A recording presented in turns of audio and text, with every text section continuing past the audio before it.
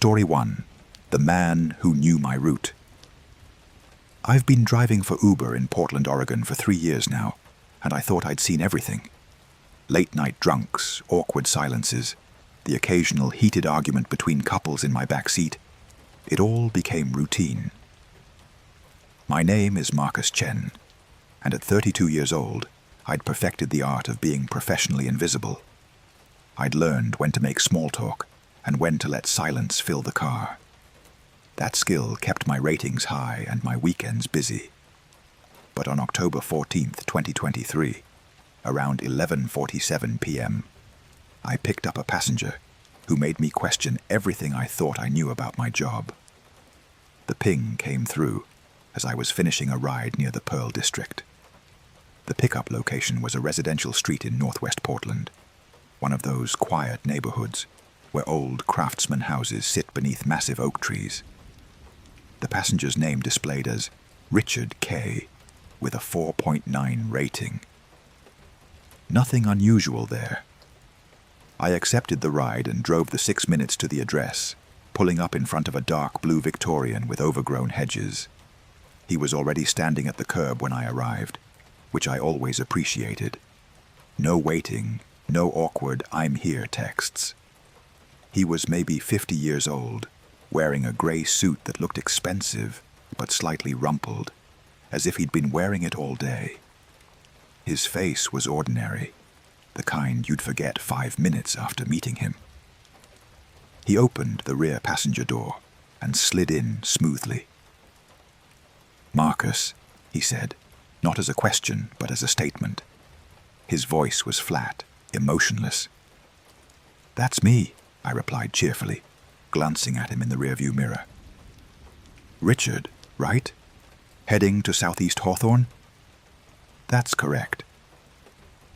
He settled into the seat, and I noticed he wasn't looking at his phone like most passengers. He was looking at the back of my head with an intensity that made my neck prickle. I pulled away from the curb and headed toward Burnside. The app showed a 17-minute drive. Easy route. I'd driven it dozens of times. The streets were mostly empty this time of night, just the occasional car passing by, and the glow of streetlights creating pools of amber light. "You take this route often?" Richard asked after we'd been driving for about 3 minutes.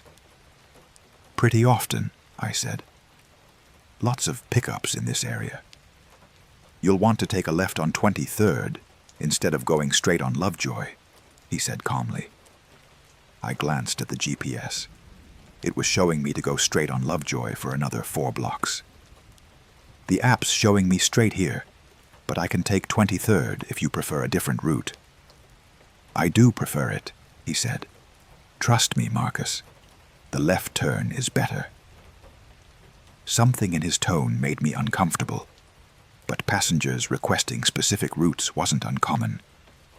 I signaled and turned left on 23rd, merging into the light traffic. The app immediately rerouted, adding 2 minutes to the trip. No big deal. We drove in silence for another minute before he spoke again. "You're going to want to avoid Burnside tonight. Take Glisson instead." I frowned. The app was still showing Burnside as the fastest route. "Is there construction or something you know about?" "Something like that," Richard said. "Glisson, Marcus. Trust me." The way he kept using my name was starting to bother me. It felt too familiar, too deliberate. But again, I adjusted my route. Glisson it was. As we turned onto the street, I saw nothing unusual, just the typical late-night emptiness of Portland's grid. "You have a sister named Michelle," Richard said suddenly. "She lives in Sacramento. You called her last Tuesday at 9:15 p.m. You talked for 18 minutes. My blood went cold. I nearly swerved into the parked cars lining the street. "What the fuck did you just say?" "And your mother, Patricia. She's in the memory care facility on Powell Boulevard. You visited her yesterday afternoon. You brought her those butter cookies she likes. The ones from the Danish bakery on Sandy." I pulled over abruptly, my heart hammering against my ribcage. My hands were shaking on the steering wheel. How do you know that? How the fuck do you know any of that? In the rearview mirror, Richard's expression hadn't changed. He looked at me with the same flat, emotionless gaze. Keep driving, Marcus. We're not at the destination yet. I'm not going anywhere until you tell me who you are and how you know about my family. My voice came out higher than I intended, panic bleeding through. If you don't keep driving, you're going to miss the turn on 39th. And if you miss that turn, you'll take Cesar Chavez instead. And if you take Cesar Chavez... He paused, tilting his head slightly. Well, there's an intersection at Cesar Chavez and Stark. At exactly 12:04 a.m., a drunk driver in a black Ford F-150 is going to run the red light going 65 miles per hour. If you're at that intersection at that moment, he'll hit your driver's side door. You'll die before the ambulance arrives.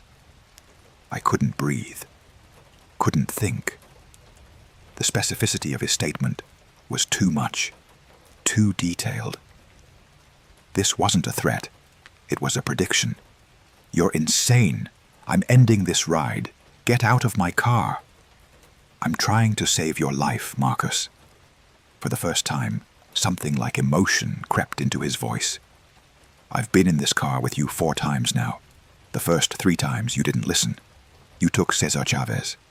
And each time, at 12:04 a.m., the truck hit you. Each time, you died. This is my 4th attempt. What the hell are you talking about? I was gripping the steering wheel so hard my knuckles had turned white. Turn on 39th, he said calmly. Please. I don't want to watch you die again. Every instinct screamed at me to throw him out of the car and drive to the nearest police station. But there was something in his eyes, a weariness, a deep exhaustion that looked almost like grief. And the things he knew, the impossibly specific details about my life. I checked my phone. 11:58 p.m. If what he was saying was true, and God, how could it possibly be true? I had 6 minutes. Against every ounce of better judgment, I put the car in drive and continued forward. When I reached 39th, I turned right. The app showed Cesar Chavez as the faster route, highlighting it in bright blue. I ignored it. Good, Richard said softly. Take Belmont. Stay on it until you reach the address. We drove through the quiet streets, and I watched the clock tick forward. 11:59, 12, 12:01. Every few seconds I glanced in the rearview mirror at Richard. He sat perfectly still, watching me with that same exhausted expression. At 12:04 a.m., we were on Belmont, nowhere near the intersection of Cesar Chavez and Stark. Through the passenger window, maybe 6 blocks north, I heard it, a tremendous crash, the unmistakable sound of metal crumpling and glass shattering. Then car alarms, multiple of them, wailing into the night. I pulled over again, my entire body trembling. What the fuck was that? That was the accident, Richard said quietly. The one you weren't in. This time. Who are you? The question came out as barely a whisper. I don't know anymore, he said, and for the first time, he sounded human, tired, broken. I've been trying to figure that out. I think I'm something that got stuck, caught in a loop. The first time I watched you die, I was just a passenger, a normal passenger. But something happened at the moment of impact. Something broke, and I woke up back at my pickup point, and you were alive again, pulling up to get me. So I tried to warn you, but you thought I was crazy, and I don't blame you for that. You took your normal route, and you died. So it reset again, and again. That's impossible, I said, but my voice lacked conviction.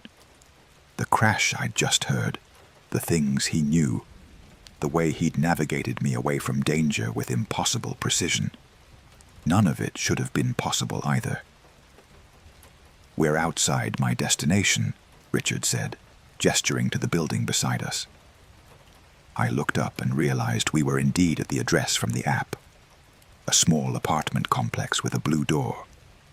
"You can end the ride now." I stared at him through the rearview mirror.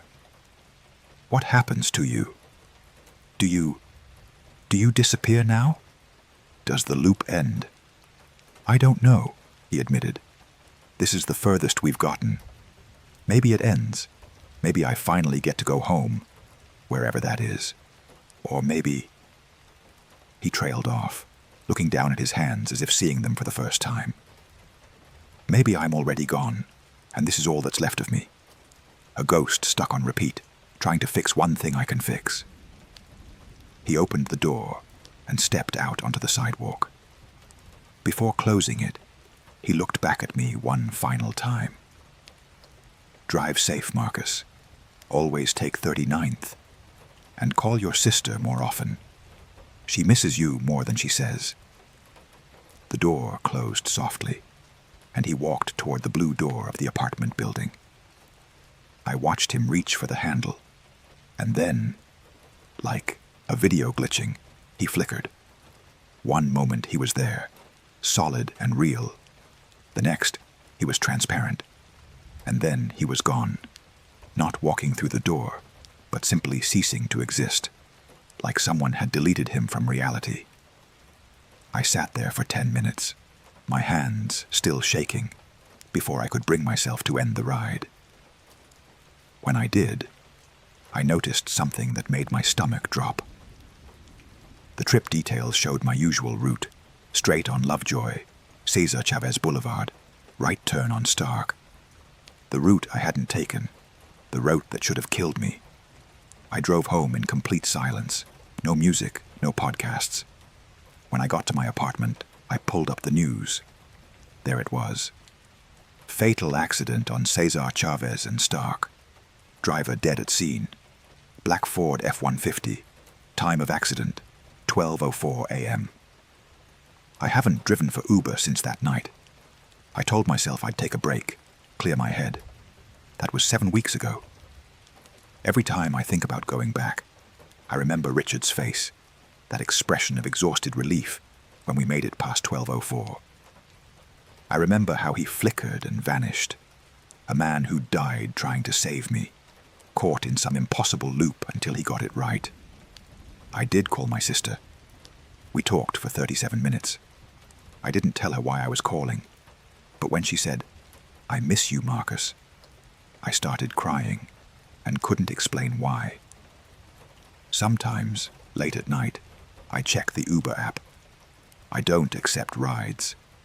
I just look at the map, watching the little cars move through Portland's streets. And I wonder, how many of them have passengers who aren't really passengers anymore? How many ghosts are out there, stuck on repeat, trying desperately to save strangers from fates they can't escape on their own? I still live on the same street. Sometimes I stand by my window at 11:47 p.m. and look out at the curb. I'm not sure what I'm waiting for.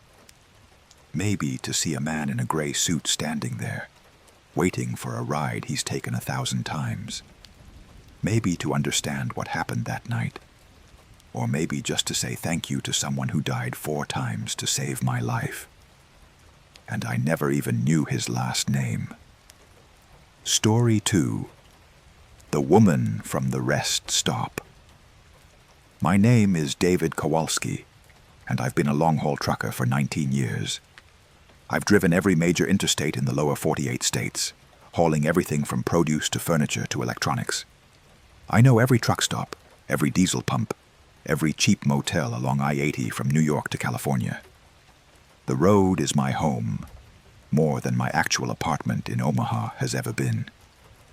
In nearly 2 decades, I thought I'd experienced every strange thing the highway could offer.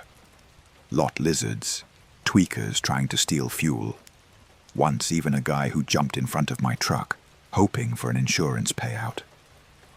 But nothing, absolutely nothing, prepared me for what happened on Route 50 through Nevada on January 8th, 2024.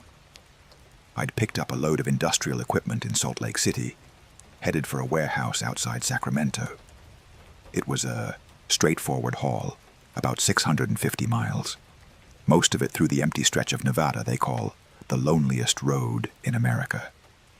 Route 50 lives up to that name. Endless sagebrush, distant mountains, and whole hours where you won't see another vehicle. It's the kind of driving where you can lose yourself in thought, where the white lines become hypnotic and time feels elastic. I'd left Salt Lake around 3 p.m., planning to drive through the night and arrive in Sacramento by morning. By 11:30 p.m., I was about 180 miles into Nevada, somewhere between Ely and Austin. The next town of any size was still 80 miles ahead. My CB radio had gone quiet an hour ago. Not enough trucks out here to chat with. Just me, my rig, and the endless black highway, illuminated by my headlights. That's when I saw her standing on the shoulder. At first, I thought my eyes were playing tricks on me. You don't see pedestrians on Route 50 at midnight. You don't see much of anything. But there she was, clearly visible in my headlights as I approached. A woman in a white dress, her thumb out in the universal gesture for hitchhiking. I should have kept driving. Every trucker knows the rules. You don't pick up hitchhikers. Too many horror stories, too much liability, too many ways it can go wrong. But something about the sight of her, alone in the absolute middle of nowhere, made me ease on the brakes. The nearest town was 40 miles behind me, 40 miles ahead. No car in sight, no gas station, nothing. How the hell had she gotten out here? I pulled the rig onto the shoulder about 50 feet past her and watched in my side mirror as she ran to catch up. The dome light illuminated her face as she climbed up to the passenger door. She was maybe 25, pale skin, dark hair pulled back in a ponytail. The white dress was simple, almost old-fashioned, like something from the 1950s. She was shivering. "Thank you so much," she said, as she climbed in, her voice breathy with relief. "I didn't think anyone would stop." "What the hell are you doing out here?" I asked, not unkindly. "You break down or something?" "Yes," she said quickly. "My car died about a mile back. No cell service. I've been walking for an hour." I glanced at her feet. She was wearing white flats, not exactly hiking shoes, but they weren't particularly dirty, which struck me as odd if she'd been walking along the dusty shoulder of Route 50. "There's a town about 40 miles up," I said, putting the truck back in gear. "Austin. Small place, but there's a garage. We can call a tow from there." "That would be wonderful," she said, settling into the passenger seat. "I'm Sarah, by the way." "David." I merged back onto the highway, the big engine rumbling as we picked up speed. "You're lucky I came along. This road can go hours without traffic at night." "I know," she said softly, looking out the window at the darkness. "I really am lucky." For the first 10 minutes, we drove in comfortable silence. Kept stealing glances at her, trying to figure out her story.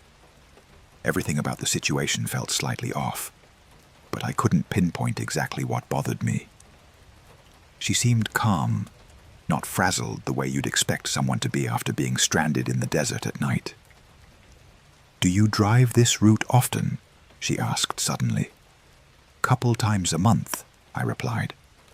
"It's not the fastest way to Sacramento, but sometimes the pay is better for the longer haul." "You shouldn't take this route anymore," she said, her voice barely above a whisper. I looked over at her.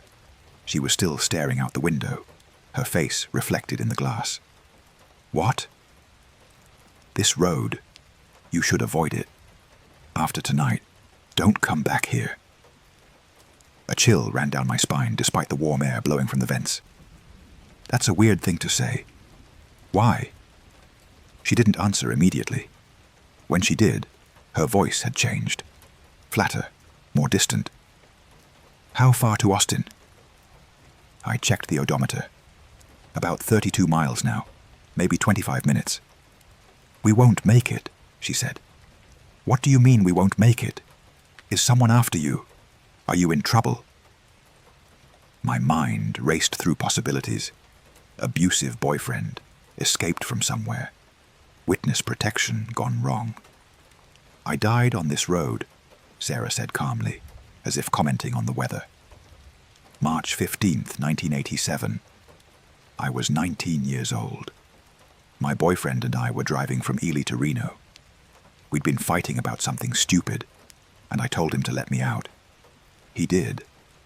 Right around mile marker 127, I started walking, sure that he'd turn around and come back for me. He didn't.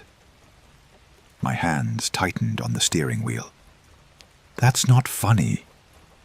I'm not joking, she said, turning to look at me for the first time since getting in the truck. Her eyes were strange in the dashboard lights, too dark, too deep, like they absorbed light instead of reflecting it. I walked for 3 hours. No one stopped. Then a truck came along. Big one, like yours. The driver was drunk. He didn't see me until he was already swerving. He hit me. I died on impact. They found my body the next morning, mile marker 131. Stop it, I said, my voice harder now. I don't know what kind of game you're playing, but... Look at your odometer, she interrupted. I glanced down. Mile marker 129. We were approaching 130. In about 3 minutes, you're going to come around that curve ahead, she said, pointing into the darkness. There's a straight stretch, maybe 2 miles long. At the end of that stretch, mile marker 133, there's another truck coming the other way. The driver has been awake for 22 hours. He's taken caffeine pills, but he's nodding off.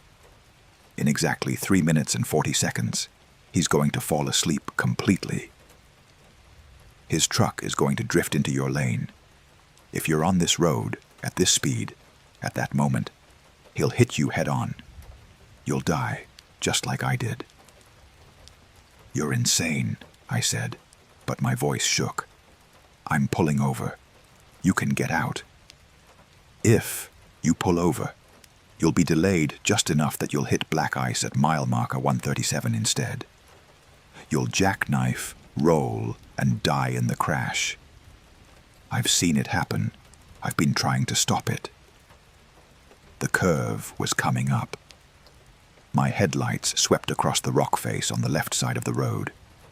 And then we were into the straightaway. Empty highway stretched ahead, 2 miles of nothing. I don't know how this works, Sarah continued, her voice taking on a desperate edge. I don't know why I'm here, or why I can see what's going to happen. But I've been on this road for 37 years, stuck, watching. Every few months, someone comes along who's going to die at mile marker 133. And I try to stop it. Sometimes I succeed. Usually I don't. Mile marker 130 flashed by. Why didn't you just tell me to turn around? I demanded. Why this story? Because you wouldn't have believed me without it, and because I need you to slow down. Not stop, not turn around. Slow down. If you drop your speed to 45 miles per hour right now, you'll reach mile marker 133 30 seconds after the other truck passes through. You'll miss him. Mile marker 131. This was insane. Every logical part of my brain screamed that she was crazy, that I should throw her out, that none of this could possibly be real. But the specificity of her claims, the calm certainty in her voice, the way she'd known exactly where we were without looking at mile markers, it was all too much to be mere delusion. Mile marker 132. I made a choice. I eased off the accelerator, letting my speed drop from 70 to 60 to 50. The truck groaned at the sudden deceleration, the load shifting slightly behind me. 45 miles per hour. The speedometer held steady. "Good," Sarah whispered. "Keep this speed, just a little longer." Mile marker 133 appeared in my headlights, and exactly as it passed beneath my bumper, I saw lights crest the horizon ahead. Headlights coming toward me. A truck, big as mine, eating up the distance. For a moment, I thought he was in his lane. Then I saw the slight drift, the way his truck was angling across the center line. He was coming into my lane, slowly but surely, exactly as Sarah had predicted. I hit the horn, one long blast that echoed across the desert. I don't know if he heard it, or if it was just timing, but at the last second, the other truck jerked back into its lane. We passed each other with maybe 3 feet of clearance, close enough that I could see the driver's face in the brief moment of illumination. Middle-aged, exhausted, eyes snapping wide with sudden awareness of disaster barely avoided. Then he was gone, tail lights disappearing behind me. I pulled onto the shoulder, my heart trying to beat out of my chest. My hands were shaking so badly I could barely get the truck into park. "Jesus Christ," I gasped. "Jesus fucking Christ." I turned to Sarah, 1,000 questions on my lips. But the passenger seat was empty. The door hadn't opened. I would have heard it, felt the change in air pressure. She was simply gone, as if she'd never been there at all. No, not quite. On the seat where she'd been sitting, there was a small object. I picked it up with trembling fingers. It was a driver's license, old and cracked, the plastic yellowed with age. The photo showed a young woman with dark hair and a bright smile. Sarah Mitchell. Date of birth, May 3rd, 1967. The license had expired on March 14th, 1987, one day before she said she died. I sat there on the shoulder for 20 minutes before I could bring myself to drive again. When I finally did, I kept my speed at exactly 45 miles per hour, all the way to Austin. I pulled into the first parking lot I found and sat there until dawn, unable to shake the image of those lights drifting into my lane, unable to forget Sarah's dark eyes and the flat certainty in her voice. I reported the dangerous driver to the highway patrol when I reached Austin. They told me they'd already gotten a call from the other driver. He'd pulled over a few miles down the road, shaking and crying, saying he'd almost killed someone. He'd been awake for over 20 hours. They cited him and suspended his license. I kept Sarah's license. I know I should have turned it in, but I couldn't bring myself to do it. It's in my wallet now, a reminder of the night I died and didn't, because a ghost hitchhiker saved my life. I still drive long haul, but I've never taken Route 50 through Nevada again. I add 3 hours to my Sacramento runs by taking I-80 instead. Other drivers think I'm superstitious. They're not wrong, but I'm also alive. Sometimes, late at night on empty highways, I wonder about Sarah.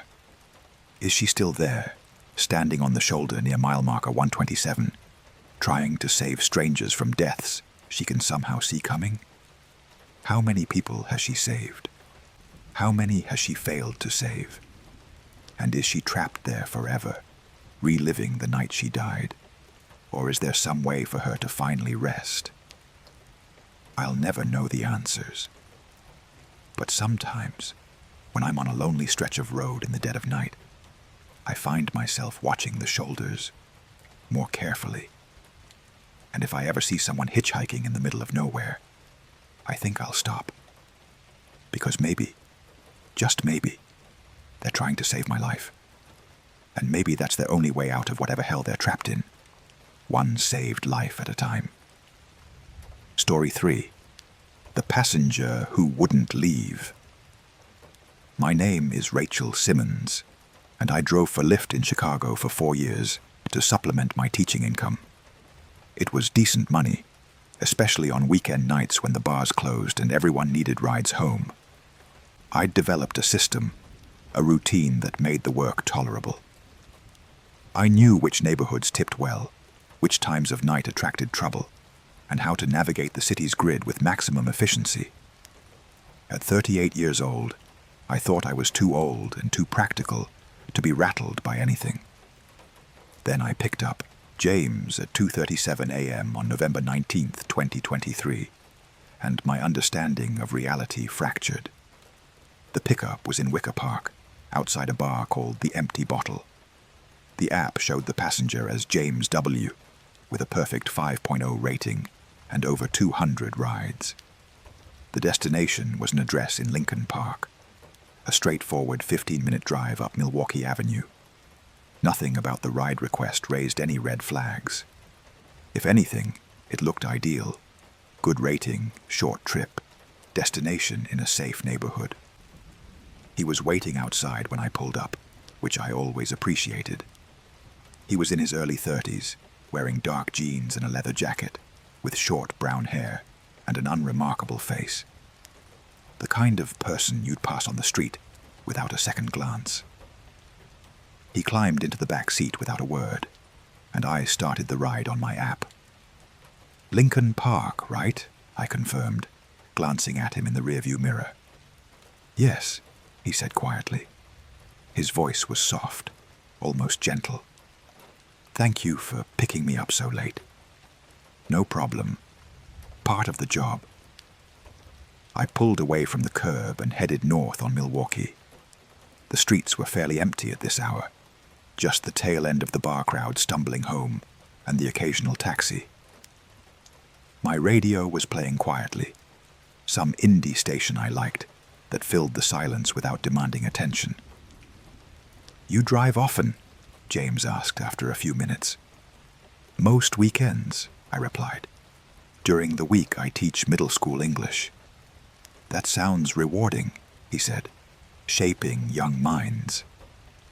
It was polite small talk, the kind of benign conversation that filled thousands of my rides.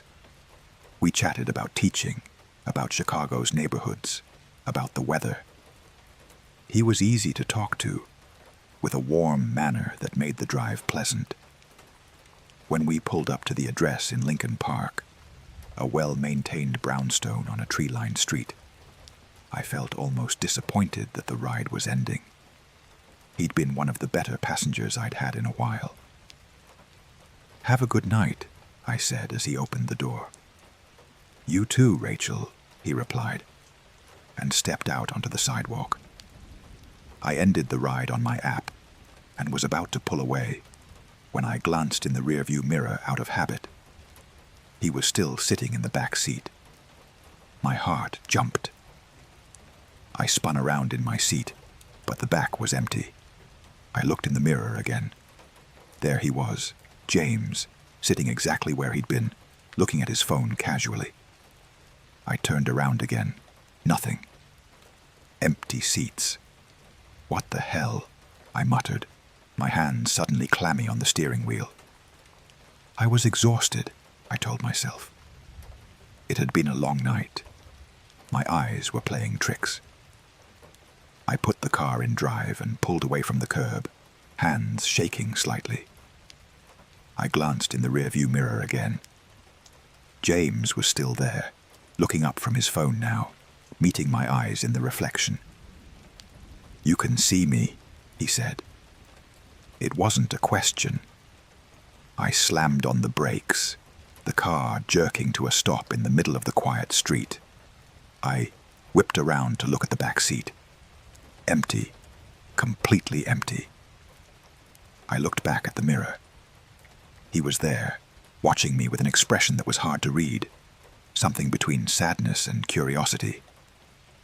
This isn't real, I said aloud, my voice high and tight. This is not real. I'm hallucinating. I need to go home and sleep. I'm sorry, James said from the mirror. I didn't mean to frighten you. Most people can't see me after I leave. You did leave, I shouted at the reflection. You got out. I saw you get out."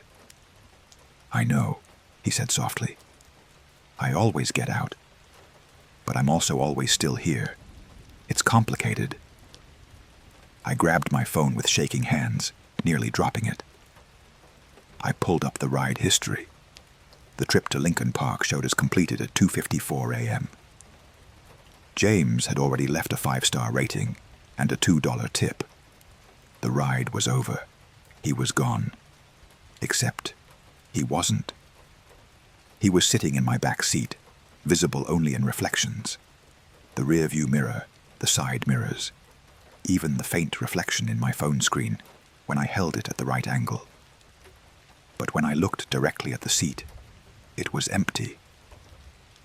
"What are you?" The question came out as barely a whisper. "I don't entirely know anymore," James said, and there was genuine confusion in his voice. "I think I'm a passenger. I think that's all I am now. Just a passenger who never really arrives." "That doesn't make any sense." I was crying now, hot tears running down my face. This couldn't be happening. Things like this didn't happen. "You have a rating. You have ride history. You're real." "I was real," he corrected gently. "I used to be real. I remember being real. I lived in Andersonville, worked as a graphic designer, had a cat named Chester. I remember all of that. But it feels like I'm remembering someone else's life. Like I'm just the echo of James, not James himself." I started driving again, not because I'd made a conscious decision to, but because sitting still felt impossible. I needed motion, needed to feel like I was doing something other than losing my mind. I drove randomly, taking turns without planning, heading nowhere. "When did you—" I couldn't finish the question. "Die?" he finished for me. "March 3rd, 2021. I was taking a lift home from a friend's place in Wicker Park. Same bar, the empty bottle. The driver ran a red light at Milwaukee and Division. A semi-truck hit the passenger side. I died instantly." Milwaukee and Division. We were 3 blocks away from that intersection right now. I'd driven through it thousands of times, never thinking about it, never knowing. "But you're using the app," I protested weakly. "You leave ratings, you tip. How?" "I don't know," James admitted. "I just do what I always did. I request rides. I get picked up. I make small talk. I arrive at my destination. And then I request another ride. It's all I know how to do anymore. Most drivers can't see me after I leave. They just see the notification that I've left a rating. You're the first one who's seen me still here." I pulled into a 24-hour gas station parking lot and put the car in park. I was shaking so badly I couldn't trust myself to drive anymore. "How many rides?" I asked. "How many since you died?" "I don't know. Hundreds. Thousands. I don't experience time the same way anymore. Sometimes I'll request a ride and it feels like seconds since the last one. Other times it feels like years.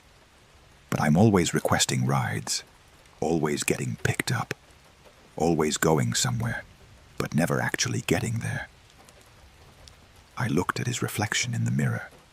He looked so normal, so alive. If I hadn't seen him disappear, I never would have known he was anything other than a regular passenger. "Can you leave? Can you move on?" "I don't know how," he said, and for the first time, I heard real emotion in his voice, a deep, aching sadness. "I'm stuck in the pattern. Request, pickup, destination, arrival, over and over. I can't break out of it. I've tried. I've tried getting out at different places, tried not requesting the next ride. But I always end up back at the empty bottle at 2:37 a.m., waiting for a driver." That's when it happened, I realized. The accident. 2:37 a.m. "Yes," he confirmed. "I'm caught in the moment, I think. Stuck on repeat, living the ride I never finished. Except I finish it every time now. I get out, I thanked the driver, and then I reset. We sat in silence for a long moment, me in the driver's seat, him visible only in reflections. Around us, the gas station's fluorescent lights buzzed. A few cars passed on the street. The world continued, normal and mundane, while I dealt with something that should only exist in ghost stories. "What do you want from me?" I finally asked. "Nothing," James said. "I didn't mean for this to happen. You weren't supposed to see me. I'm sorry. You should probably just go home and forget about this. Eventually, I'll fade from your mirrors. I always do." But I couldn't just go home. Something about his loneliness, his confusion, his gentle voice recounting horror, struck something deep in me. I was a teacher. My instinct was always to help, to fix, to guide, even if this was beyond any kind of problem I'd ever encountered. "The accident," I said suddenly. "You died before you got home. Maybe that's why you're stuck. You never completed the journey." "I've gotten out at the destination 1,000 times," he said. "It doesn't change anything." "No, not the app destination. Your actual home." "Where did you really live?" He gave me an address in Andersonville, about 3 miles north of where we were. Without another word, I started the car and headed toward it. I don't know what I thought would happen. Maybe nothing. Probably nothing. But I had to try. As I drove, James told me more about his life, about his job designing album covers for indie bands, about his cat, who'd gone to live with his sister after he died, about his favorite restaurant, his least favorite, co-worker, the book he'd been reading but never finished. He spoke quietly, almost dreamily, as if remembering lines from a play. When we pulled up to his old building, a brick apartment complex with a red door, I looked in the mirror. "We're here," I said. "Your actual home." James stared at the building, and something changed in his expression. Recognition, maybe. Or pain. "I haven't seen this place since that night," he whispered. "I lived on the 3rd floor. Apartment 3C. I had plants in the window. I was good at keeping them alive." "Get out," I urged him. "Maybe if you go inside. Maybe if you really go home." "I can't," he said. "I don't exist outside the pattern. If I try to leave the car anywhere but the destination in the app, I just reset. I've tried. I always just end up back at the empty bottle." An idea struck me, probably a stupid one. What if I set a ride destination here? What if the app destination is your home? James looked at me through the mirror, and for the first time, something like hope crossed his face. "Would that work? Can you do that?" I pulled up my Lyft driver app and navigated to the support section. It took me 15 minutes of frustrated typing, but I finally found a way to report a completed ride as having gone to the wrong destination. I entered his Andersonville address as the correction. The app processed it, updated the ride history. "Okay," I said, my heart pounding. "According to the app, this is where I dropped you off. This is your destination. Try getting out." James reached for the door handle in the reflection. I heard the click of the latch, saw the door swing open in the mirror. I turned to look directly at the back seat, still empty in direct view. But in the side mirror, I could see him stepping out onto the sidewalk, standing in front of his old building. He looked up at the 3rd floor windows, where the lights were dark. Someone else lived there now. His plants were gone.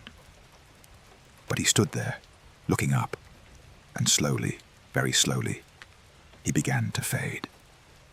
Not all at once, but like a photograph left in the sun, the colors washing out, the edges becoming transparent, until he was just a shimmer, and then nothing. The back door was still open. I could see it directly now, not just in mirrors. I got out, and walked around to close it. As I reached for the handle, I saw something on the seat. A wallet. Old, worn brown leather. I picked it up and opened it. James Winters. That was his full name. The driver's license showed his address, the building in front of me. There were a few credit cards, a grocery store loyalty card, a photo of a tabby cat that must have been Chester, and tucked into one of the card slots, a small piece of paper with handwriting on it. Thank you for getting me home. J. I stood there on the quiet street, holding a dead man's wallet, and started sobbing. I don't know if I helped him, or if he would have faded anyway. I don't know if he's finally at peace, or if he's still out there somewhere, stuck in another pattern I can't see. But the wallet was real. The photo of Chester was real. And the thank you note was in handwriting that hadn't existed a moment before I found it. I drove home as the sun was rising, exhausted in a way that went deeper than just lack of sleep. I haven't driven for Lyft since that night. I told myself I'd take a break, but 4 months have passed, and I still can't bring myself to turn the app back on.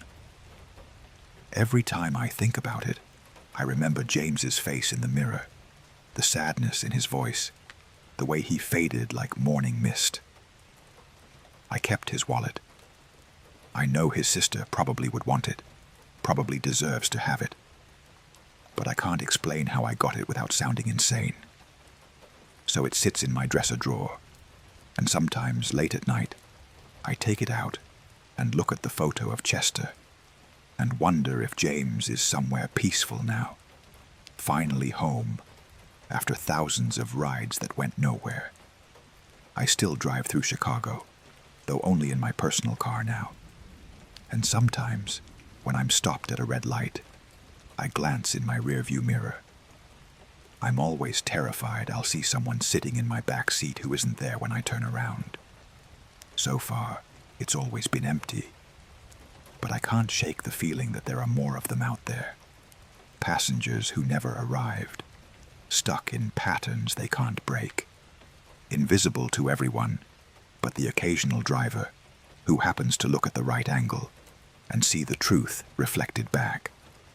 If you drive for a rideshare company, do me a favor.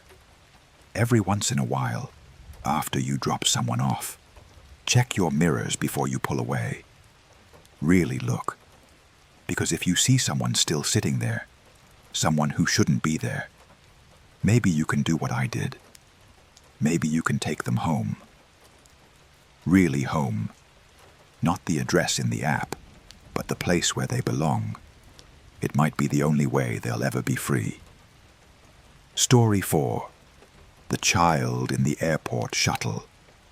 My name is Angela Torres, and for 6 years I drove shuttle vans for a hotel chain near SeaTac Airport in Washington.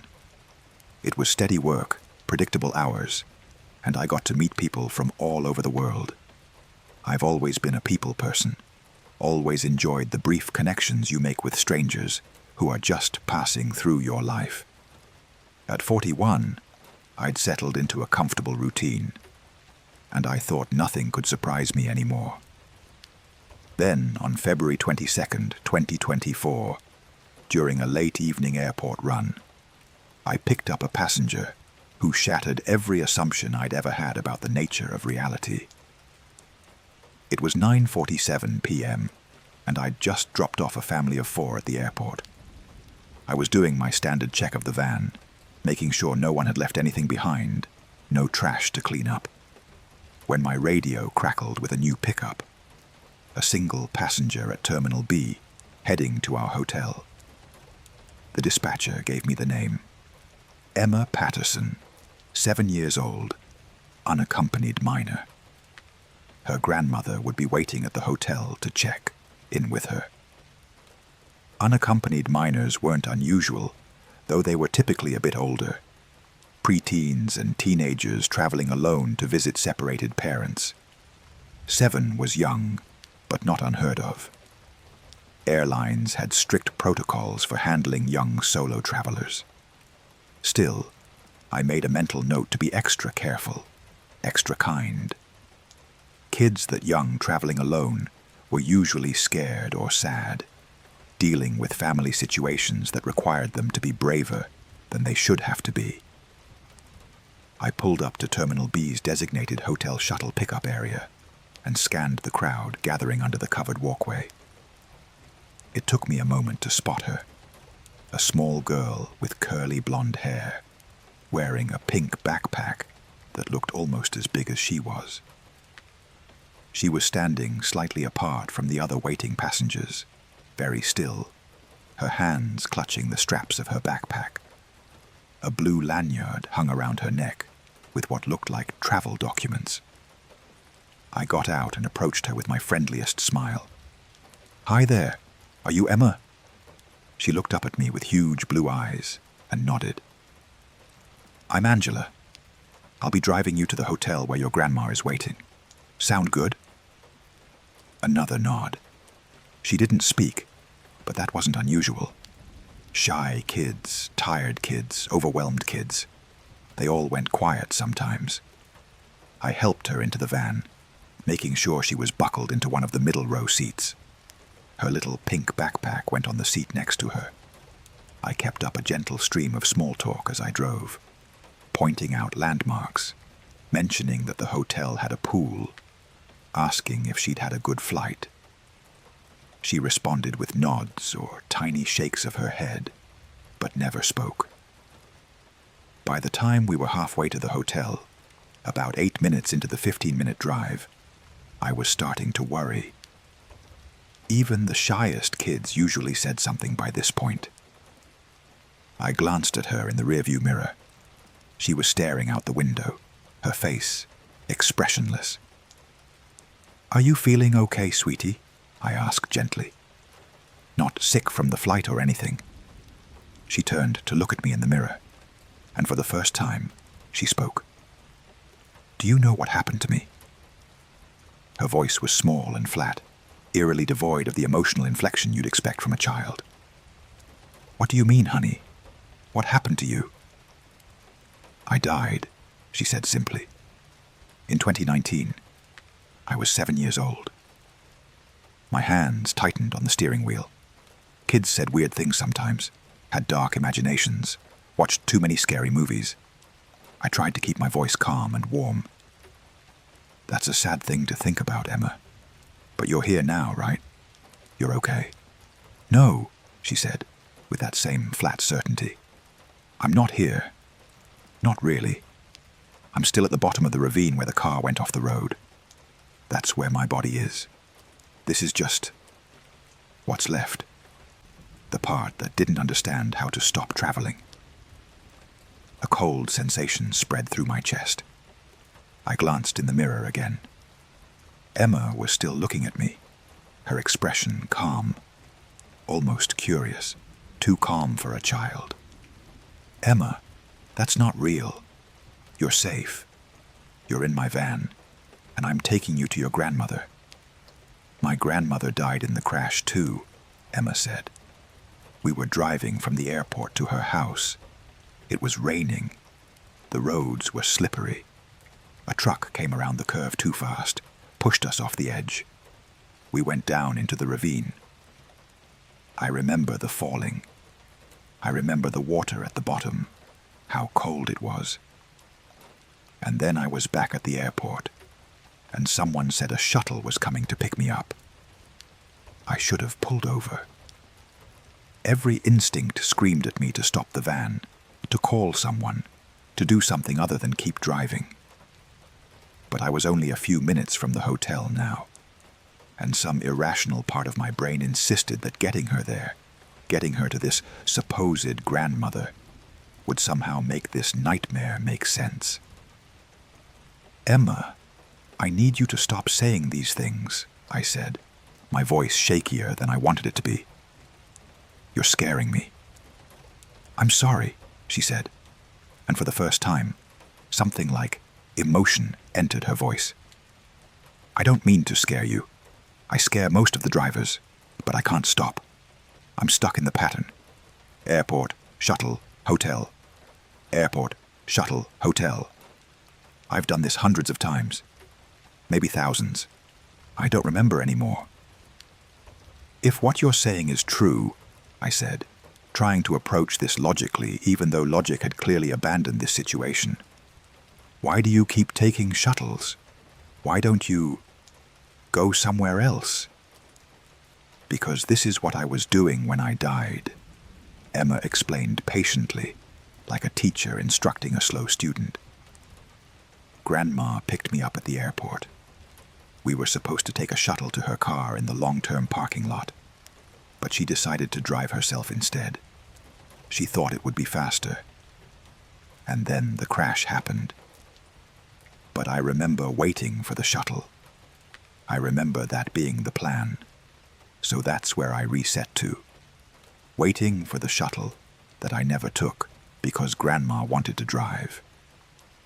I pulled into the hotel parking lot, my hands trembling so badly I could barely steer.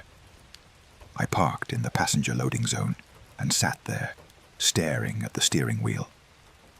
What happens when we get inside? I asked quietly. There won't be a grandmother at the front desk, Emma said. You'll check with them. They'll say there's no reservation under Patterson.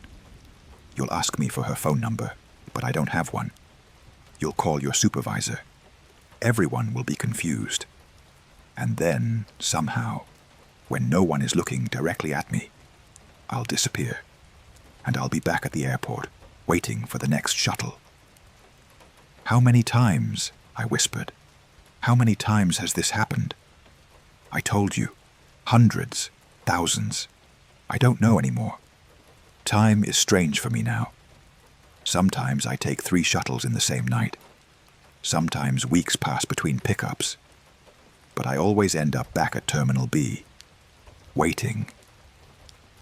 I forced myself to turn and look at her directly, not through the mirror. She looked completely solid, completely real. A 7-year-old girl in a pink jacket and jeans, with a backpack and travel documents, looking at me with eyes that held far too much sadness for a child. What do you want from me? I asked. Why are you telling me this? Because you asked, Emma said simply. Most drivers don't. They either don't notice anything strange, or they notice but they don't ask. They just drop me off and drive away and forget about me. But you asked if I was okay, so I told you the truth. Is there anything I can do? Anything that will help you? Stop? Emma shook her head slowly. I don't think so. I'm not haunting anyone. I'm not trying to communicate a message or get revenge. I'm just stuck. The shuttle is part of my pattern, and the pattern won't let me go, but... She hesitated, and for just a moment, she looked like the 7-year-old she was supposed to be. Scared and small and lost. But it's less lonely when someone knows. When someone really sees me and knows what I am. So thank you for asking. Tears were streaming down my face now. I couldn't help it. This child, real or not, dead or not, was trapped in an endless loop of a journey she never finished, and there was nothing I could do to save her. I'm so sorry, Emma, I whispered. I'm so sorry this happened to you. Me too, she said softly. Then she unbuckled her seatbelt and reached for her backpack. We should go inside. You have to check for my grandmother. That's part of the pattern. I got out of the van on autopilot, moving through the motions of my job without thinking. I helped Emma out, though she didn't need help. We walked into the hotel lobby together, and I approached the front desk. Hi, I said to the night clerk, a young guy named Marcus I'd worked with dozens of times. I have a guest here, Emma Patterson. Her grandmother should have checked in. Marcus typed on his computer, frowned, typed some more. I'm not seeing any reservations under Patterson. Let me check guests who've already checked in. More typing, more frowning. No, nothing. Are you sure about the name? I looked down at Emma. She was standing next to me, looking up at Marcus with those two old eyes. Do you have your grandmother's phone number, sweetie?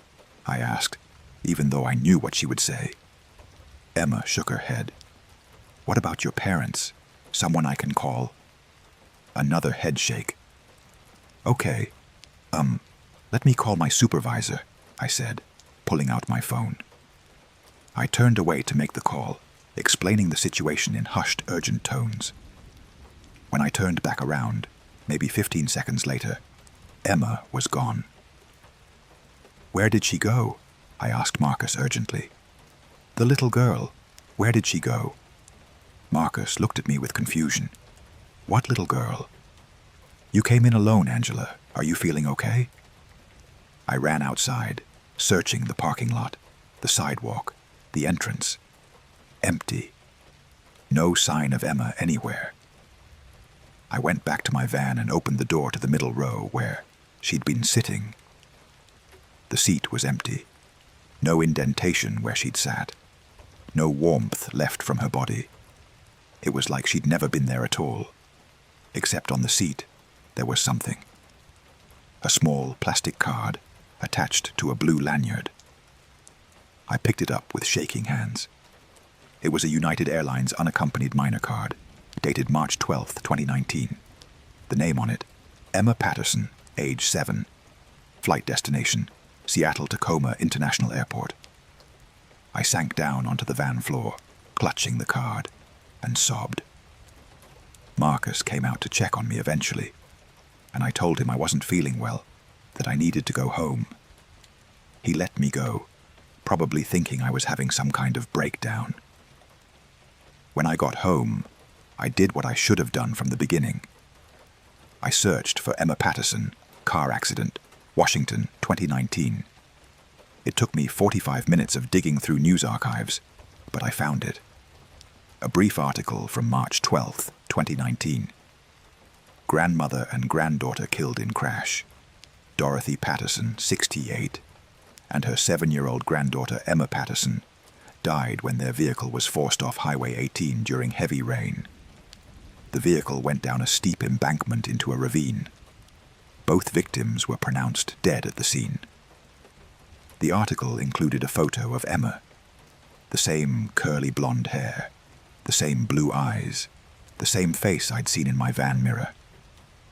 I quit my job the next day. I couldn't explain why to my supervisor, just that I needed to stop, that I couldn't do airport runs anymore. They were understanding, thought maybe I was burnt out.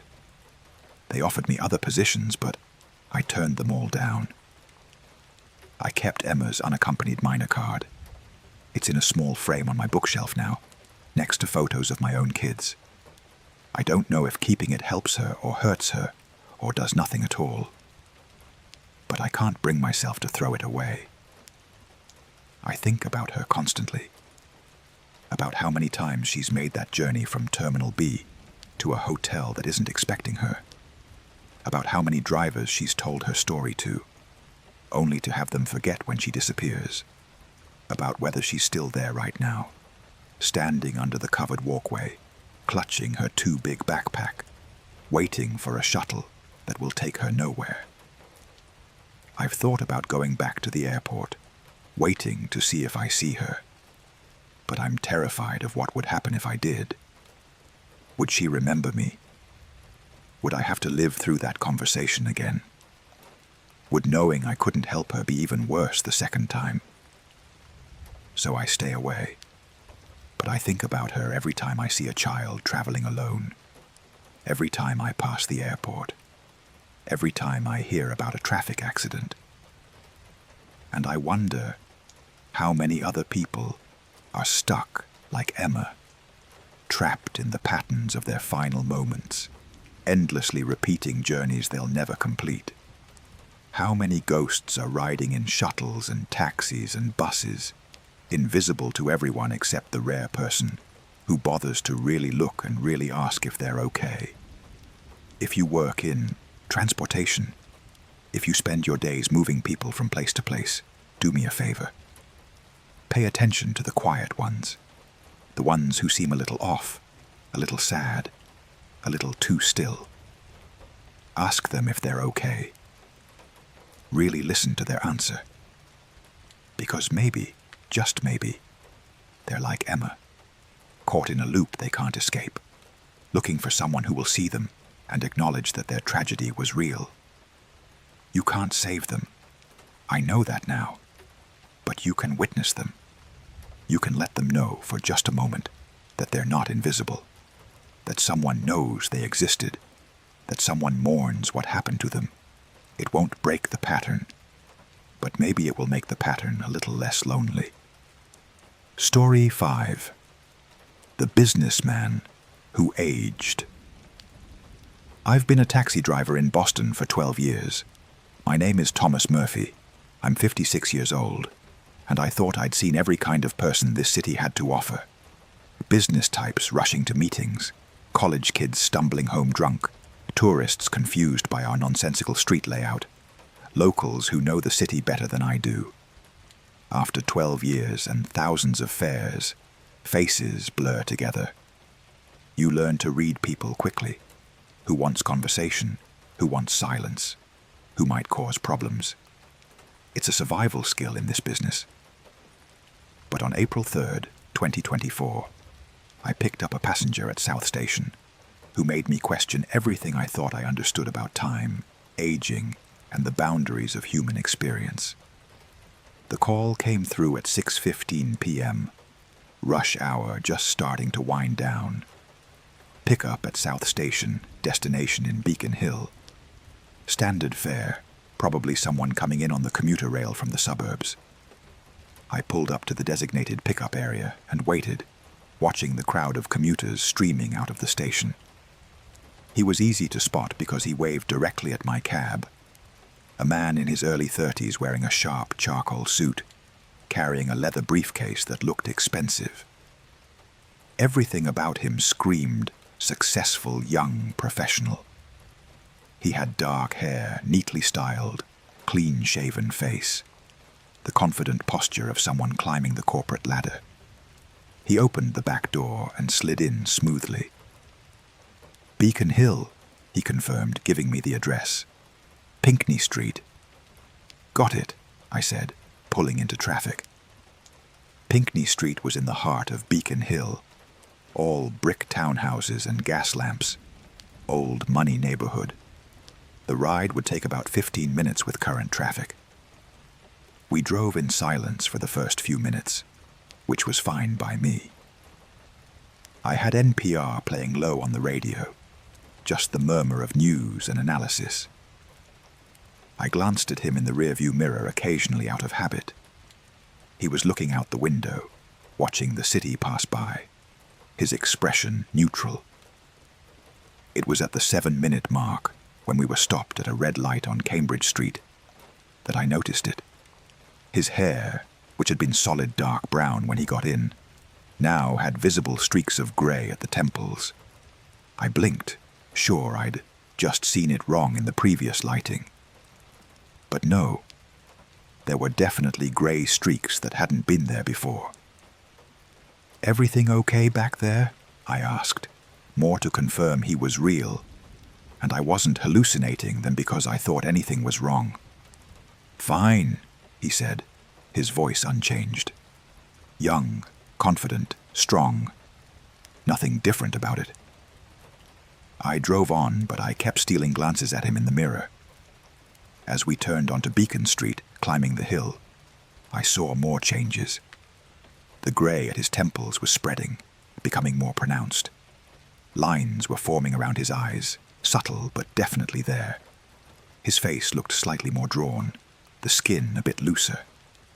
My heart started to beat faster. This wasn't possible. People didn't age visibly in the span of 10 minutes. It had to be the lighting, the shifting shadows as we passed under streetlights, the angle of the late afternoon sun. But I'd been driving this city for 12 years. I knew every light condition, every shadow pattern, and what I was seeing wasn't a trick of light. "Sir," I said, trying to keep my voice steady. "Are you feeling all right? You look tired." He turned from the window to meet my eyes in the mirror, and I nearly swerved into the next lane. His eyes, which had been clear and bright when he entered the cab, now had deep crow's feet at the corners. His dark hair was now more grey than brown. He looked 45, maybe 50. "I'm aging," he said simply, as if commenting on the weather. "It happens every time." "What happens every time?" My voice came out higher than I intended. "Every time I take this ride," he explained, his voice still young despite his aging appearance. "From South Station to Pinckney Street. I age about 30 years in the 15-minute drive. By the time we arrive, I'll be in my 60s. And then I'll step out of the cab, walk up to the door of my townhouse, and cease to exist." I pulled over abruptly, ignoring the angry horn from the car behind me. We were on Mount Vernon Street now, just 2 blocks from his destination. "What the fuck are you talking about?" "I'm Gregory Morrison," he said calmly, patiently. "On April 3rd, 2019, exactly 5 years ago today, I took a cab from South Station to my home on Pinckney Street. I was 32 years old. I'd just gotten a big promotion at work. I was excited. I was thinking about my future, about all the years ahead of me. And somewhere during that cab ride, I had a brain aneurysm. Sudden, painless, fatal. I was dead before the cab arrived at my house." I stared at him in the mirror. He now looked to be in his mid-50s, his hair predominantly grey, his face heavily lined. But his eyes, despite the wrinkles surrounding them, were somehow still young, confused and sad in a way that didn't match the aging face. "That's not possible," I whispered. "I know," he agreed, "but here I am. I've been taking this ride for 5 years. Same date, same time, every year. April 3rd, 6:15 p.m. I get in a cab at South Station, and I age 30 years in 15 minutes. I live out the lifetime I should have had, compressed into a quarter of an hour. And then I'm gone until next year. Why?" The question was stupid, but it was all I could manage. "I don't know," Gregory said, and his voice finally matched his appearance now. The voice of a man in his late 50s, slightly rougher, slightly slower. "Maybe because I was thinking about my future when I died. Maybe death couldn't take away those thoughts, those plans, those dreams of decades I'd never live. So instead, I get to live them like this, compressed, rapid, meaningless." I looked at him again. He was in his 60s now, his hair white, his face deeply creased. His hands on his lap, when had I looked at his hands, were spotted with age, the skin thin and papery. He looked like someone's grandfather, not the young executive who'd entered my cab 10 minutes ago. "How many drivers have you told?" I asked. "All of them," he said. "Every year. They all react like you. Shock, disbelief, fear. Some refuse to drive me any further.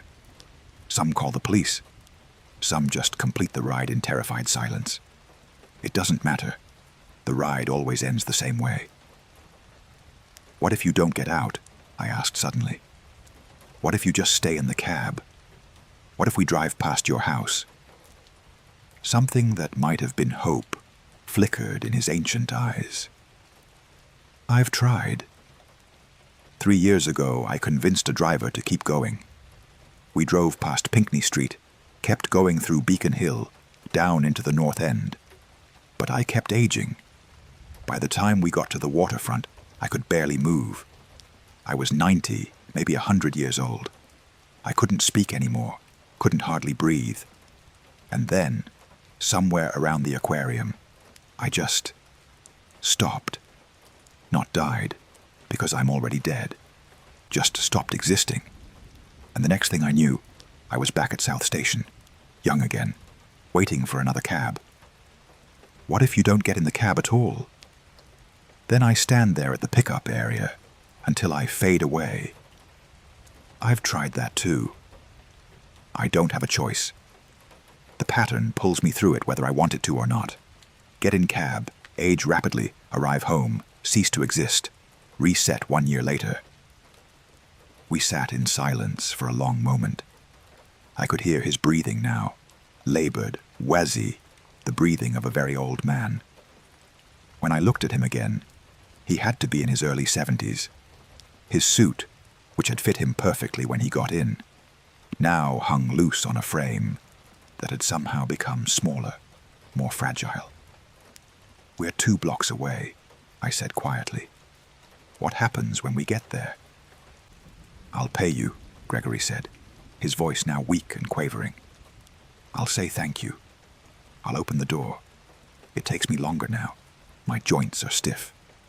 I'll step onto the sidewalk. I'll look up at my townhouse, at the life I never lived there.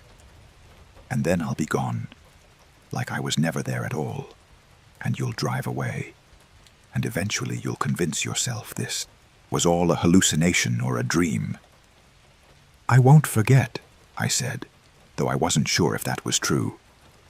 "They all say that," Gregory replied sadly. "But it's easier to forget. Easier to rationalize it away. The alternative is accepting that something like this is possible, and that's too much for most people to bear." I put the car back in drive and moved forward slowly. 2 blocks. 1 block. I was driving as slowly as I could without completely stopping, but we still arrived too quickly. I pulled up in front of a beautiful brick townhouse with a red door and black shutters. Gas lamps flickered on either side of the entrance, even though the sun hadn't fully set yet. In the back seat, Gregory was ancient now. Easily in his 80s, maybe his 90s. His skin was almost translucent, stretched thin over bones that seemed too prominent. His white hair was sparse. His hands shook as he reached for his wallet. "Keep the change," he said, handing me 2 20s for a $17 fare. His voice was barely audible, each word an effort. "Gregory," I said, and he looked up at me, with eyes that were clouded with age, but still somehow aware, still somehow him. "I'm sorry. I'm sorry this happened to you. I'm sorry you're stuck like this." A smile crossed his ancient face, making the wrinkles deepen impossibly further. "Thank you," he whispered. "You're the first driver who's said that." He opened the door with trembling hands. It took him 3 tries to get the handle to work. He stepped out onto the sidewalk, moving with the painful slowness of extreme age.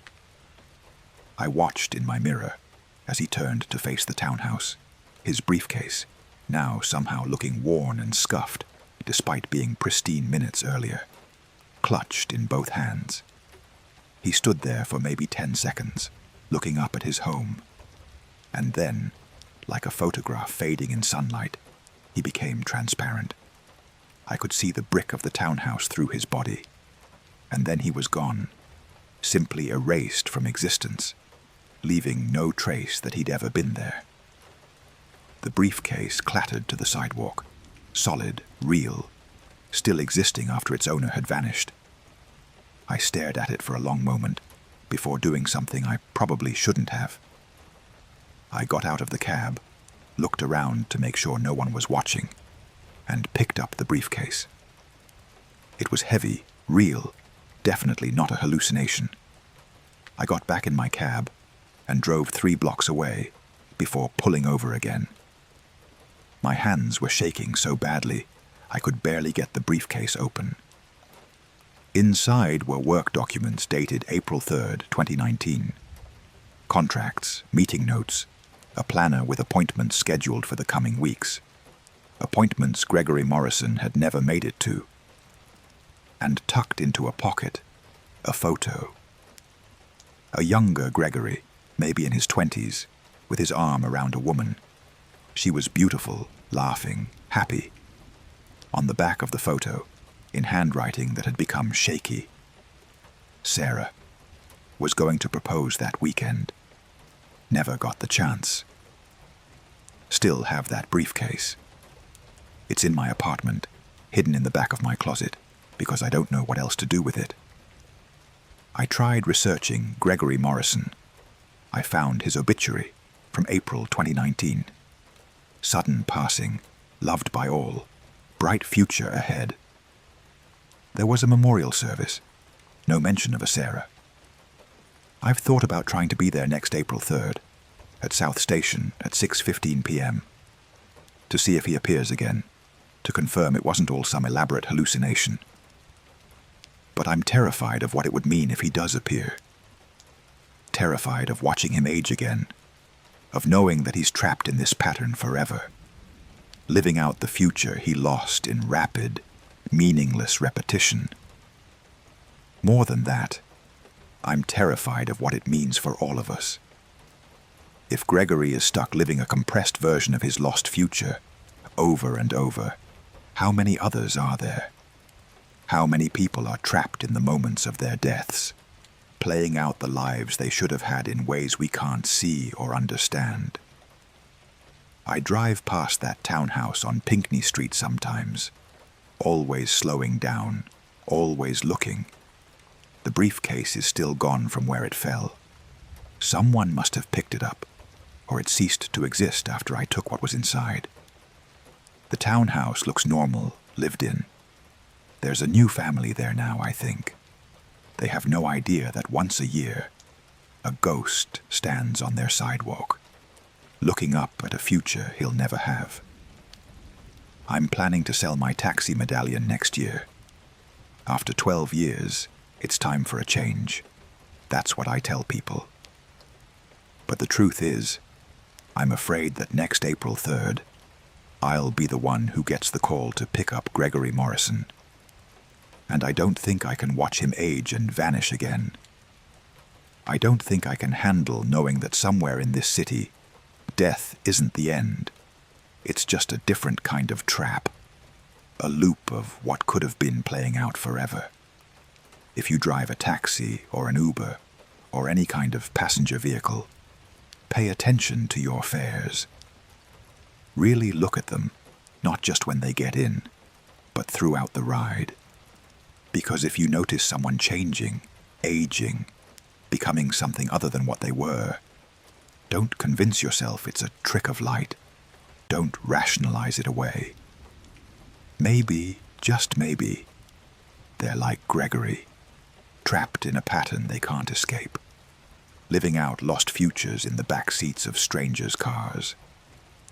I don't know if there's anything we can do for them, but at the very least, we can acknowledge that they exist.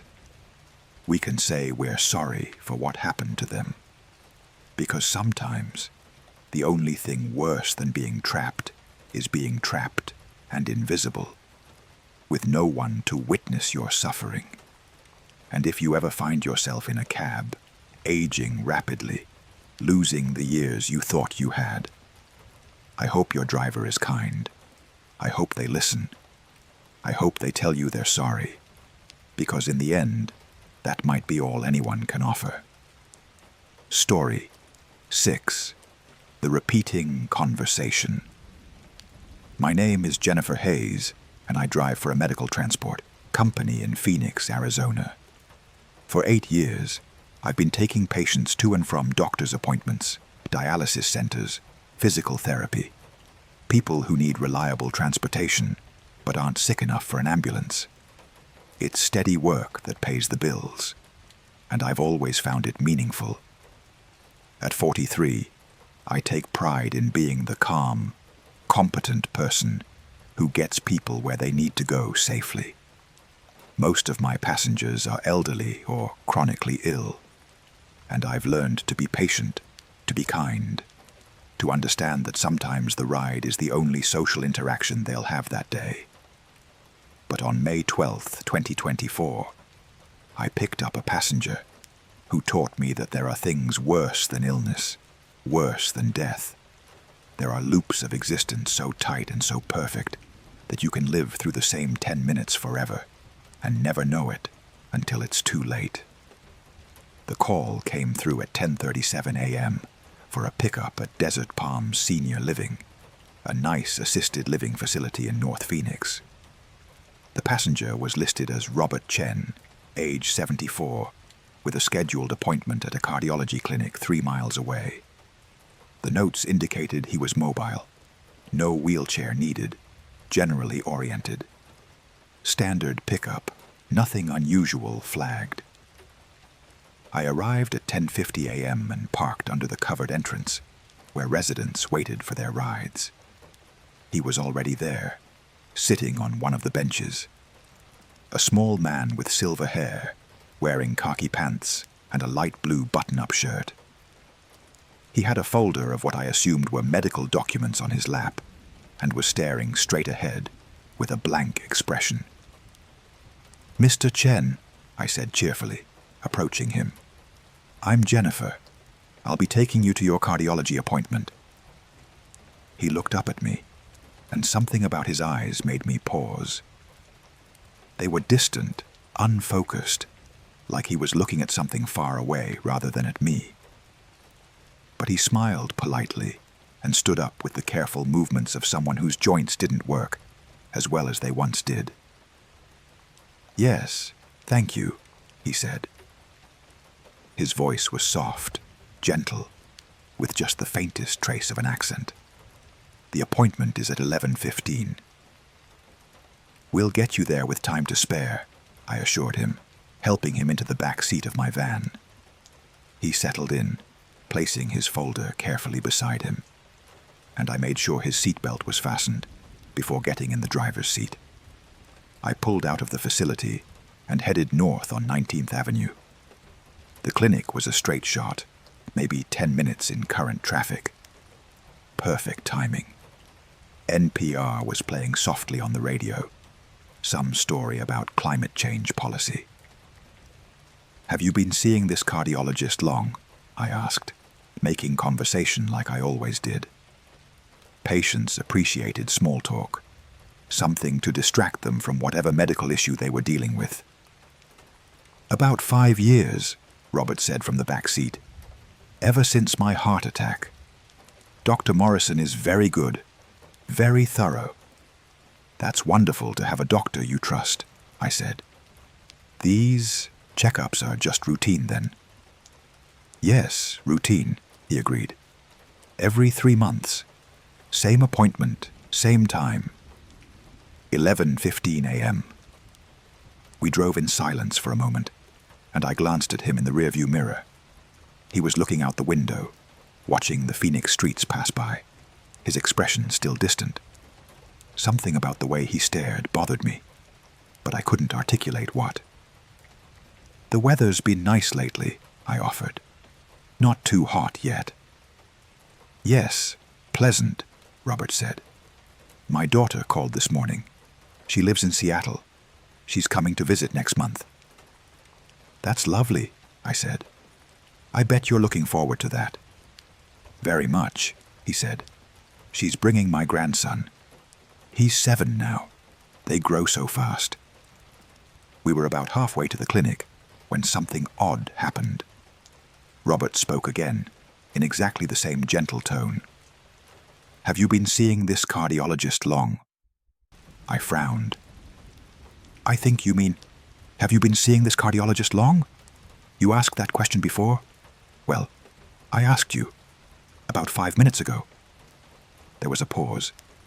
When I glanced in the mirror, Robert was looking at me with confusion. "Did I? I'm sorry. Sometimes I forget things. It's the medication, I think." "No worries at all," I said quickly, feeling guilty for pointing it out. Cognitive issues weren't uncommon in my passengers. "You said about 5 years since your heart attack." "Yes, that's right," Robert said. "Dr. Morrison is very good, very thorough." I drove on, but something was nagging at me. We were stopped at a red light when I heard the radio again. The same NPR story about climate change policy. The same correspondent's voice, saying the exact same words I'd heard 5 minutes ago. My skin prickled. Radio stations looped content sometimes, but not with that kind of precision. I turned the volume up slightly and listened carefully. It was the same segment, word for word. I was certain of it. The light turned green, and I continued toward the clinic, now on high alert for... what? I didn't know, but something felt wrong. "The weather's been nice lately," Robert said from the back seat. "Not too hot yet." My hands tightened on the steering wheel. "Mr. Chen, you just said that. About 2 minutes ago." Another pause. "Did I? I'm sorry. Sometimes I forget things." "Mr. Chen, I need you to think carefully. What's the last thing you remember before getting in my van?" "I was sitting on the bench," he said slowly, "waiting for my ride to the cardiologist. You arrived and introduced yourself. Jennifer, you said you'd get me there with time to spare." That was accurate. Nothing strange about it. Except he was repeating himself, and the radio was repeating itself, and I was starting to feel a creeping sense of dread that I couldn't explain. I checked the time on my dashboard. 10:58 a.m. I'd picked him up at 10:50. 8 minutes had passed. We were close to the clinic now, maybe 2 minutes away. "My daughter called this morning," Robert said. "She lives in Seattle. She's coming to visit next month." "Stop," I said, louder than I intended. "Mr. Chen, you've said that before too. You said your daughter called, that she lives in Seattle, that your grandson is 7. You've said all of this already." In the mirror, Robert's face crumpled with confusion and distress. "I'm sorry," he said, his voice shaking now. "I don't understand. I don't remember saying it before. Everything feels new, like I'm saying it for the first time." The clinic was ahead on the right. I pulled into the parking lot and found a space near the entrance. I put the van in park and sat there, trying to make sense of what was happening. My dashboard clock showed 11:00 a.m. Exactly. 10 minutes had passed since I'd picked him up. "We're here, Mr. Chen," I said gently. "Your appointment is in 15 minutes. "Thank you," he said, already unbuckling his seatbelt. "Dr. Morrison is very good, very thorough." He got out of the van with his folder, gave me a polite wave, and walked toward the clinic entrance. I watched him disappear inside, and then I sat in my van, breathing hard, trying to figure out what had just happened. My phone buzzed with a new pickup assignment. I looked at the screen. Pickup at Desert Palm Senior Living, 10:50 a.m. Passenger, Robert Chen. Destination, cardiology clinic. My stomach dropped. I checked the time. 10:50 a.m. That was impossible. It had just been 11 Tsuang. I'd just dropped Robert off. 10 minutes had passed. How was it suddenly 10:50 again? I looked around the parking lot. I was in a different space than I'd been in, a moment ago. The van felt like it had been subtly repositioned, and when I looked at the clinic entrance, I couldn't see Robert anymore. The lot was emptier than it had been. With shaking hands, I started the van and drove back to Desert Palm Senior Living. The whole drive, my mind raced. This wasn't possible. Time didn't loop. People didn't repeat conversations word for word without remembering. And yet the evidence was undeniable. Something was wrong with this pickup, with this passenger, with this 10-minute window. I pulled up to the covered entrance. He was there, sitting on the same bench, wearing the same clothes, holding the same folder. Robert Chen, waiting for his ride. "Mr. Chen," I said, my voice barely steady. "I'm Jennifer. I'll be taking you to your cardiology appointment." He looked up with the same distant eyes and smiled politely. "Yes, thank you. The appointment is at 11:15. I helped him into the van fastened his seatbelt, and started driving. My hands were trembling on the wheel. As I pulled onto 19th Avenue, the NPR story started again, the climate change policy segment. "Have you been seeing this cardiologist long?" I asked, even though I knew what he would say. "About 5 years. Ever since my heart attack. Dr. Morrison is very good. Very thorough." I tried something different this time.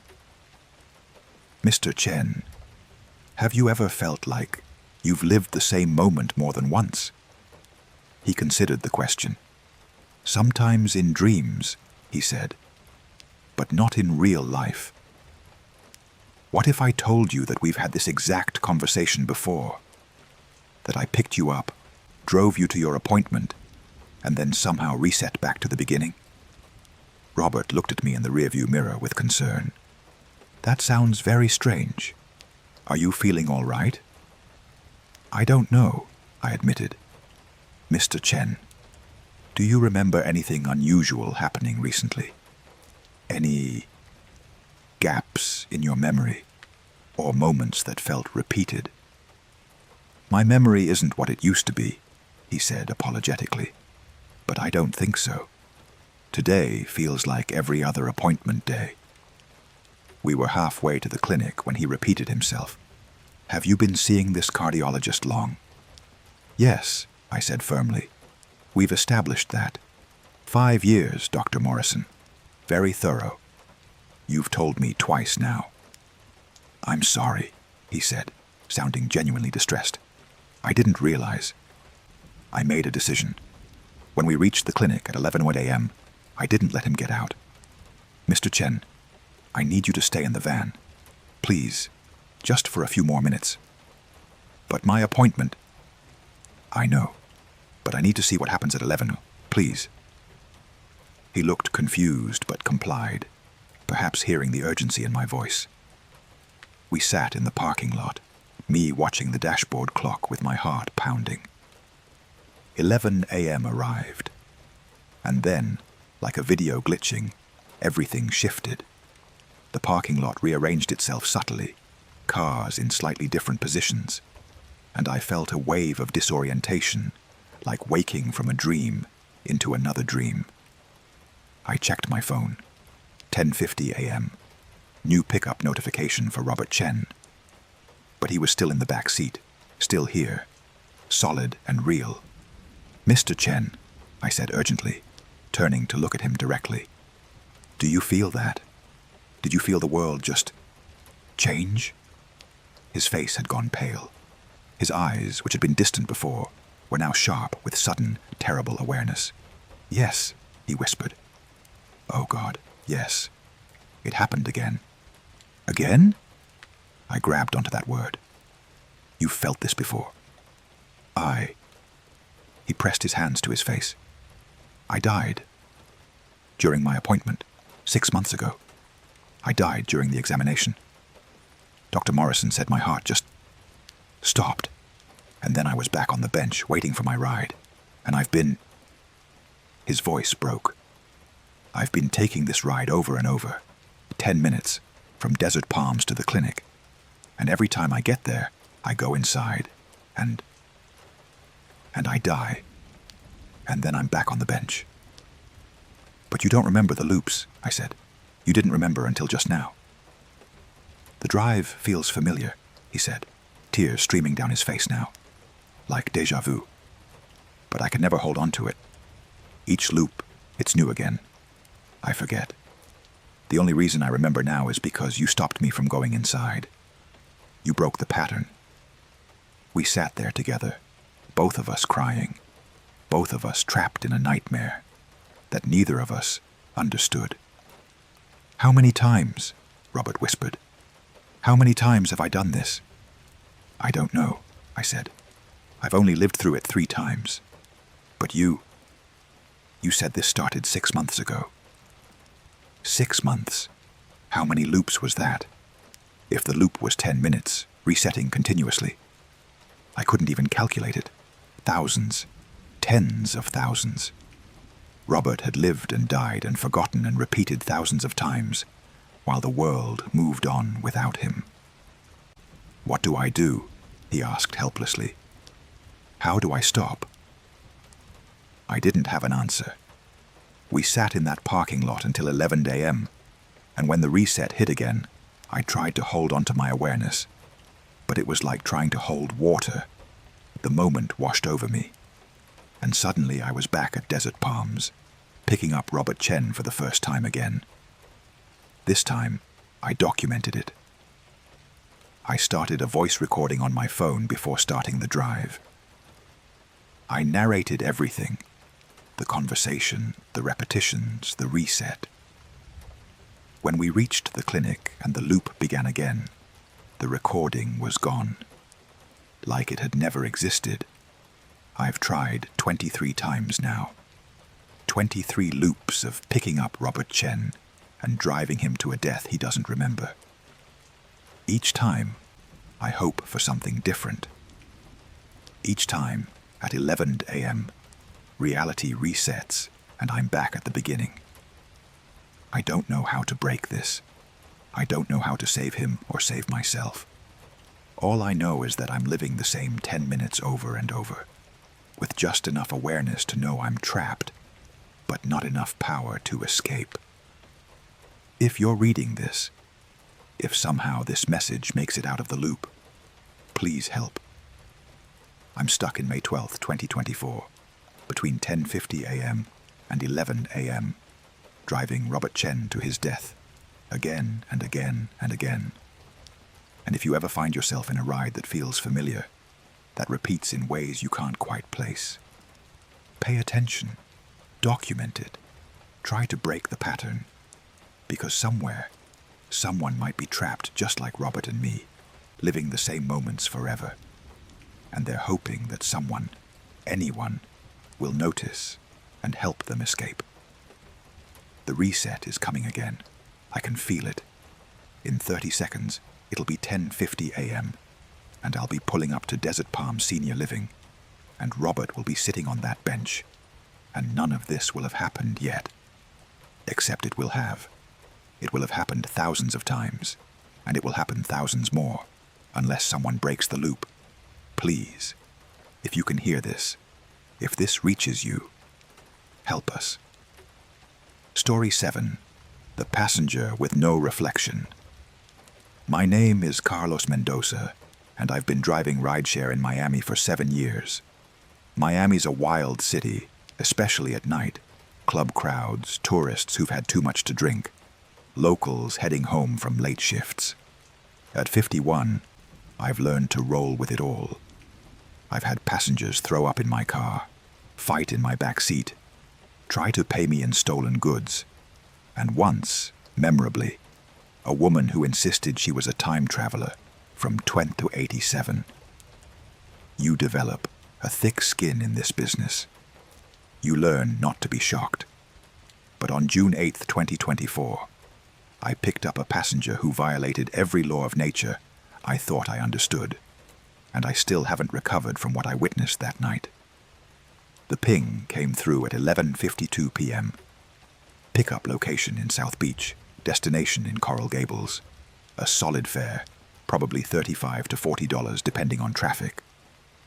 The passenger name showed as Michael R., with a 4.8 rating. I accepted and drove toward the pickup point, a side street off Washington Avenue, away from the main party strip. The area was quieter than the main drag, but still had scattered pedestrians and the distant thump of club music. I pulled up to the address and saw him immediately, a man in his late 20s, wearing dark jeans and a black t-shirt, standing under a streetlight. He had dark hair, olive skin, and was staring at his phone. When my car pulled up, he looked at me, checked the license plate against his phone, and got in the back seat. "Coral Gables?" I confirmed. "Yes," he said. His voice was pleasant, educated. "Thank you."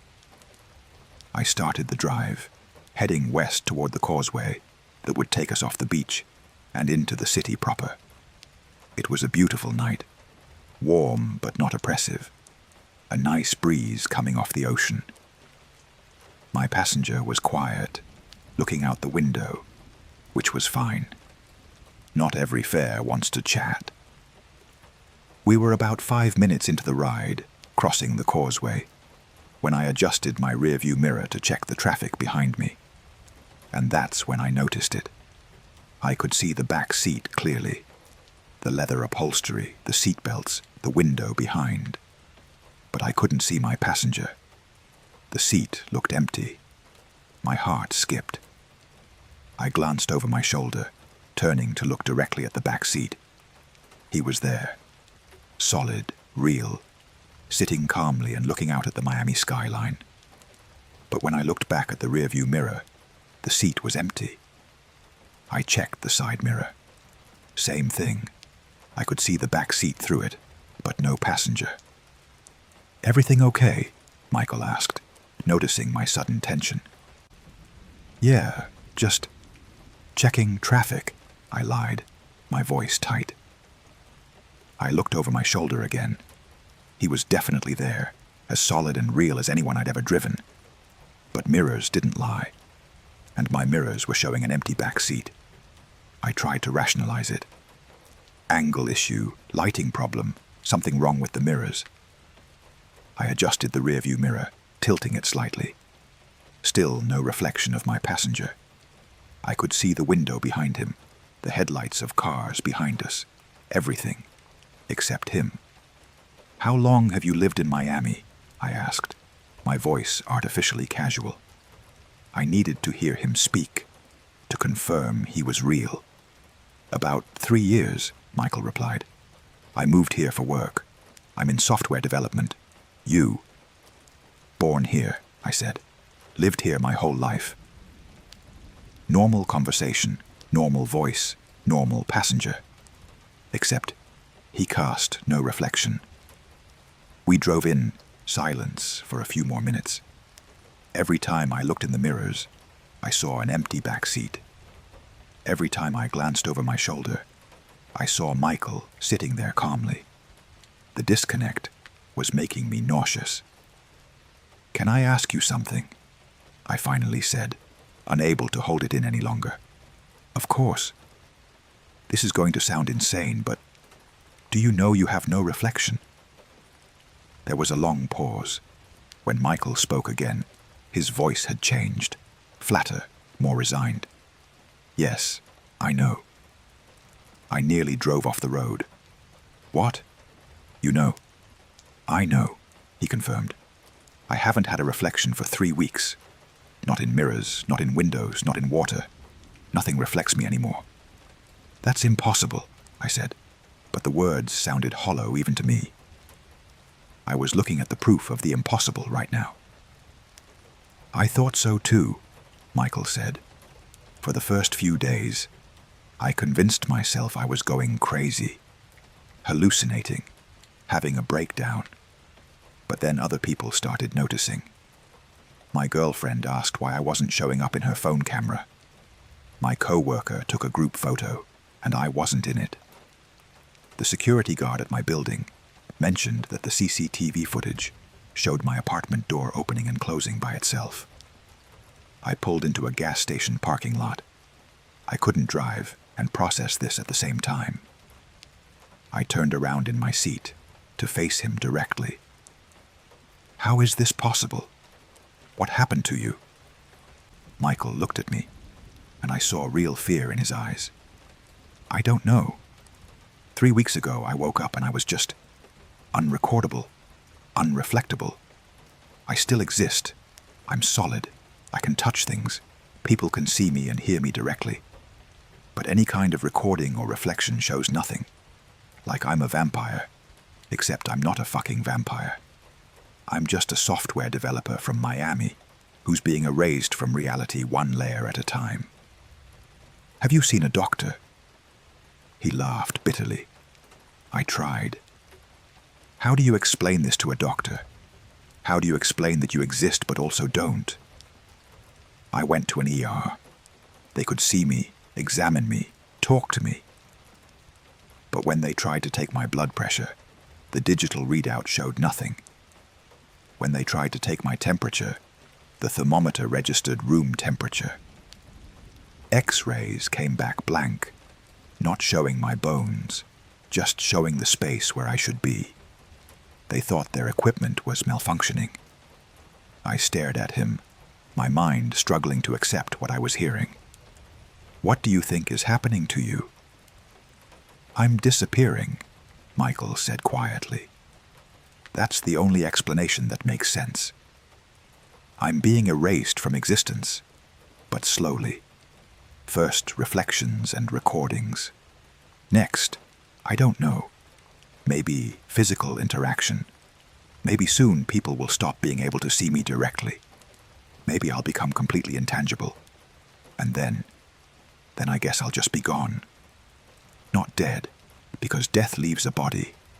Just gone, like I never existed at all." "That's horrifying," I whispered. "Yes," he agreed. "It is. The worst part is feeling it happen. Feeling yourself becoming less real every day. I've started testing it obsessively. Every morning I check if I cast a shadow. I still do, for now. I check if I can see my breath when I'm in air conditioning. Still can. I check if I can make footprints in sand. Still can. But I don't know for how much longer. Is there anything you can do? Anyone who can help?" Michael shook his head. "Who would I even ask? This isn't a medical condition. It's not psychological, it's metaphysical. I'm violating the laws of physics, and I don't know why or how to stop it. I've tried everything I can think of. I've gone to churches, to a psychic, to a physics professor at UM. No one has answers." We sat in silence for a moment. Around us, the gas station was quiet.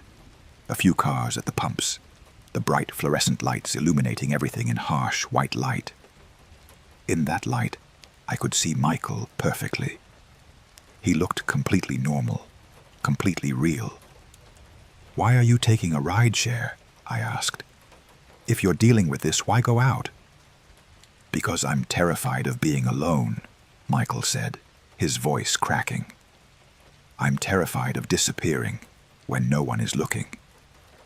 I've been taking ride shares every night, going to random places, just so there's someone near me, someone who can confirm I still exist. Drivers, mostly. I talk to them, try to have normal conversations, try to feel human for 20 minutes or 30 minutes. And then I go home and lie awake all night, checking my shadow, checking my breath, waiting to see what part of me stops existing next." I felt a wave of profound sadness. This man, sitting in my back seat, was facing an existential horror that no one should have to face.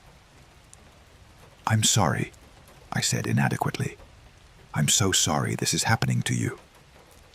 "Thank you," Michael said. "You're one of the first people who hasn't looked at me like I'm insane. Most people, when they realize what's happening, they panic. They ask me to leave. They don't want to be near something that breaks the rules of reality." "I don't blame them," I admitted. "This is terrifying. But you're still a person. You're still here." "For now," he said softly. "But for how much longer?" I started the car again and continued the drive to Coral Gables. We talked more about his life, his work, his girlfriend, who'd left him 2 days after the reflectionlessness started because she couldn't handle it. He told me about his family in California, who didn't believe him when he tried to explain over the phone. He told me about his favorite restaurant that he couldn't go to anymore because the hostess freaked out when the security camera showed the door opening by itself. When we pulled up to his apartment building, a modern high-rise in downtown Coral Gables, I didn't want him to leave. Not because I was afraid, but because I felt like once he left my car, I'd be abandoning him to this nightmare. "What will you do?" I asked. "Same thing I do every night," Michael said. "Go inside. check my shadow, try to sleep, wake up and see if I'm still here. And if I am, I'll take another ride tomorrow night, and another the night after, until either someone figures out how to help me, or I finish disappearing. What if you stopped resisting? I asked suddenly. What if you just let it happen? Maybe the process would complete and you'd end up somewhere else. Michael considered this. I've thought about that. But what if somewhere else is nowhere? What if letting go means I just cease to exist entirely? At least now I'm still here. I'm still real to the people who can see me directly. I'm not ready to give that up yet. He got out of the car, thanked me, and closed the door. I watched him walk toward the building's entrance. The glass doors slid open, appearing to open by themselves if anyone were watching the security footage. And then he was inside, disappearing into the building. I sat there for a long time before marking the ride complete. When I did, I noticed something that made my blood run cold.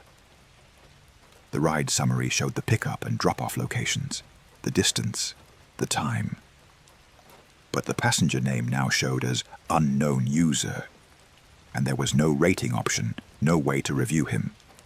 It was as if the app's systems couldn't quite register who I'd driven. That was 3 weeks ago. I've been checking my completed rides list every day. The fare is still there. The money was real. But the passenger name remains unknown user, and there's no ride history associated with that trip on his end. It's like Michael R. is being retroactively erased from the system, deleted from databases, removed from digital existence. I've driven past that apartment building in Coral Gables several times since then. I don't know what I'm looking for. Some sign that Michael is still there, still existing in whatever partial way he exists, or confirmation that he's finally disappeared entirely. Last week, I saw something that I can't get out of my head. I was driving past the building at night, and I happened to look up at the windows. On the 15th floor, there was a shadow moving across one of the lit windows. Just a shadow, no body casting it. A shadow moving on its own, behind the glass. I don't know if it was him. I don't know if shadows are all that's left of Michael now. But I think about him every night when I drive. I think about how he's still out there, somewhere, in some form, fighting against erasure with everything he has left. And sometimes, when I look in my rearview mirror late at night, I wonder if there are passengers in my back seat that I can't see anymore. People who've progressed further than Michael, who've lost direct visibility along with reflections and recordings. People who are still desperately trying to exist, riding in cars with drivers who have no idea they're there. I've started talking aloud in my car when I'm alone, just in case. If anyone's there, I say, I acknowledge you. You exist. You matter. I don't know if it helps. I don't know if anyone hears. But if I were disappearing from reality, I'd want someone to acknowledge me, to confirm that I was real, that I mattered, that my existence wasn't just a glitch that the universe was correcting. If you drive for a living, I suggest you do the same. Talk to your empty car. Acknowledge the spaces around you. Because somewhere, maybe in your back seat right now, there might be someone who's desperately trying to stay real, and your acknowledgement might be the only thing keeping them anchored to existence. And if you ever pick up a passenger who casts no reflection, who doesn't show up in your mirrors, don't panic. Don't ask them to leave. Just drive them where they need to go. Talk to them like they're human, and let them exist in your presence for as long as they can. Because someday, any of us might start disappearing. And when that day comes, we'll hope that someone, somewhere, is kind enough to see us anyway.